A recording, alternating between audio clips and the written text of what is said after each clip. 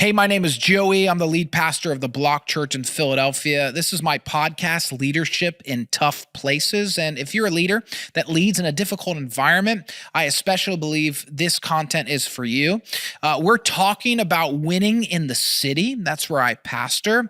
I've already recorded and posted part 1 and part 2 of Urbanomics, Winning in the City. This episode is part 3 of Winning in the City of a 4-part series. And so if you haven't watched it and caught it, go back, start at 1, hit 2, then come join us for part 3. I'm going to try to run through these relatively quickly, but let's begin. Let's dive right in. Here's number 1 of part 3. Create a robust fundraising strategy beyond the local body. Beyond the local body. Well, what I mean by that, and I hit a little bit of it, on it in episode 2, but you're going to run into unique challenges in difficult environments, particularly cities. On one side of the street, you may have a lot of wealth. On the other side, you may have more poverty. You might have different unique challenges that separates people, transportation, you name it, all of it. And so what we have done is we've begun to build and create a robust fundraising strategy beyond our church. There is an expectation for our church to fund the ministry, no doubt about it. And people are so generous and God is so good and all of that stuff. But there is some expansion elements where I've decided early on that we're going to need help and we're going to lean into that help. So one of the ways that you have that is through strategic relationships and strategic partnerships. There's a photo of Rivers Crossing Community Church that is in Mason, Ohio. Paul Taylor is my pastor. I pursued him for years to be my pastor, be a spiritual leader over me. And I asked them, hey, we are in the city. You love to plant churches. Would you stay as a life partner when in regards to the life of our ministry? Would you stay and would you participate when there is needs and you can meet them? And of course, we support other churches that they help also, but we've leaned on them when needed and we'll continue to lean on other churches for particular expansion because it doesn't always happen through the local body. You always got to tell stories with data. Data will help you as you're fundraising.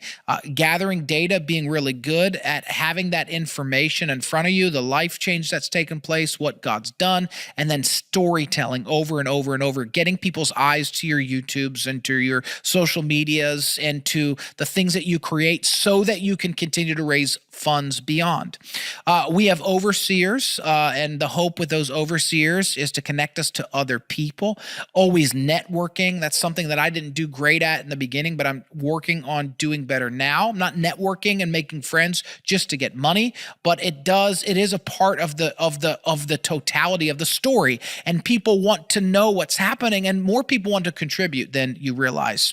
Furthermore, we have an extended mission. It's called the Block Cares. That is another nonprofit we started to serve urban kids and youth, help them have a limitless future. And that is another stream of funding that allows us to do more ministry in ways that we may not be able to put as much money into from the church side, but we have another nonprofit that assists in that. So got to create a robust fundraising strategy. Here's number 2. You got to marry your model and mission and be obsessed with her. Marry that model and mission and be obsessed with her. There are certainly some programs and there are certainly some strategies that you date, but we have felt that our multi-site model at this juncture, we are totally married to it. You'll see a pic of video preaching. We do video preaching. The reason we do it is because it keeps our body as one. It may or may not cause us to grow slower, but we are more focused on our overall long-term mission and having unity in our church and keeping our location pastors serving and shepherding, that we are committed to the model and to this mission, and we are obsessed with her. We're proud of it. We talk about it and we speak about it, and you can see that we have all sorts of different venues that we make this work in, which leads me to the third one. You can do church anywhere. This is especially for our church leaders. You can do church anywhere. We have done church in jazz clubs. We have done church in theaters with weird sets and curse words on them. We have done church and events in basements, and there is nothing off limits. And to win in the city, you've got to have a unique strategy and a willingness to open up your mind and get out of the box. We have had multiple ways that we could plant churches, regular locations. We've even done what we call microsites, where we'll go into a smaller theater or a smaller place and have a smaller service with less ministries so that we can keep the ball moving forward when there are opportunities. Which leads me to number 4 and the final one. No matter what you do, experiment with excellence everywhere and in everything. Okay. No one, at least from my experience, no one has expected church to be excellent in the city, at least when we came. And so when there were things done with excellence, it sets you apart. And God deserves excellence. Excellence is certainly not perfection, but giving our best effort. People are, particularly in a city like ours, people are inundated with excellent, great art. The church really should offer excellence in whatever your strengths are. So that is kind of the way we see it. I'll recap on this third one, but ultimately, you want to win the city? Create a robust fundraising strategy beyond the body. Marry your model and mission. Be obsessed with her. Talk about it. Communicate it. Keep it in front of people. Be willing and ready to do church or do your business anywhere. And finally, experiment, but do it with excellence everywhere and in everything. That's part 3 of Urbanomics, Winning in the City.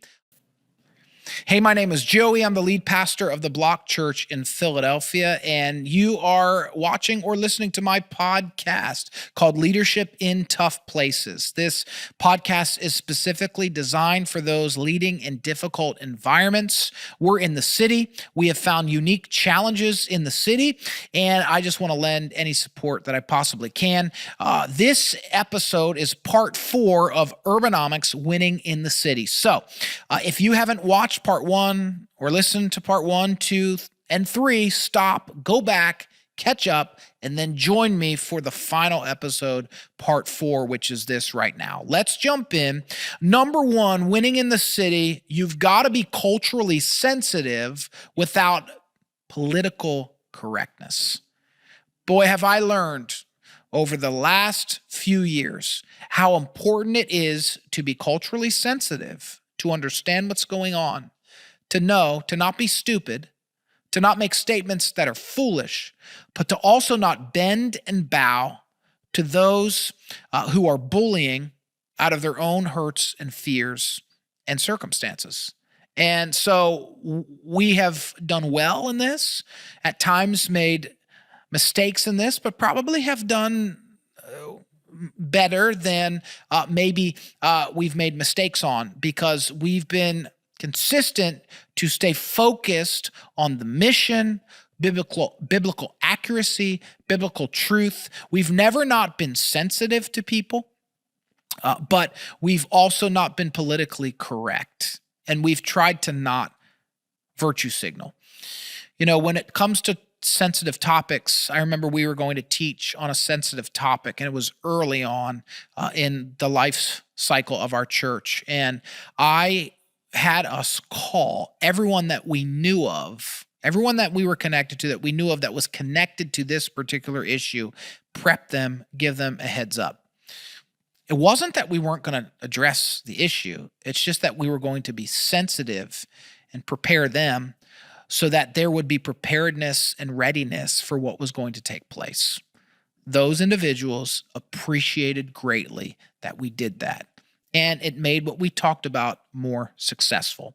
So, when in the city, you got to be culturally sensitive without political correctness, and to be honest with you, I think that parallels anywhere. Here's number 2. Take head-turning risks. Head-turning risks. You're going to see some photos of our anniversary or us in venues like the Fillmore or in Philadelphia on South Street, the TLA or 2300. And these things that we did, we at one point were running the largest, most eggs in an egg hunt in the city. We're doing these things because, again, in tough environments, particularly cities, there is a lot of things vying for people's attention. And it's been said a million times, it's one of our values that we've stolen, but at the end of the day, we spell faith RISK. It's a risk. And what we feel like we have to do to continue to reach people, or if you're in business, new customers, we've got to take head-turning risks that are calculated. They're not going to bankrupt us, but it's going to make us uncomfortable. These sorts of things not only allow for new exposure, but your people, when they work out, to not only trust you, but to be proud of what they're a part of. Number 3, got to have an unwavering commitment to your values and then fund it. Now, you can certainly lay out values in your organization prior, but what I've learned is that we actually start to understand our values as we live a little bit. And for us, the things that have become our values are connected a lot of times to our strengths. Things that we are really good at the Block Church is events and evangelism, worship, creativity, live production, youth, young leaders.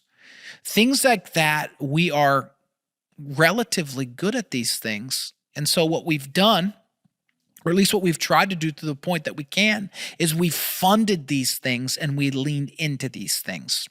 Sometimes when you begin to understand what your strengths are, you stop chasing some of the things that you're not great at and leave that for somebody else to be great at. And that's not that we don't have groups, and it's not that we don't have processes for discipleships. It's just that I've learned that what makes us go, the engine go, is some of our strengths. And so we're leaning into that and we're funding it where other people may not. Unwavering commitment to your values and fund it, and we're not apologizing for it. And then the last one, as I conclude this 4-part talk, is stay a while. It's hard to stay in environments. It's hard to stay in difficult places. It's hard to stay even in cities. But the reality is your impact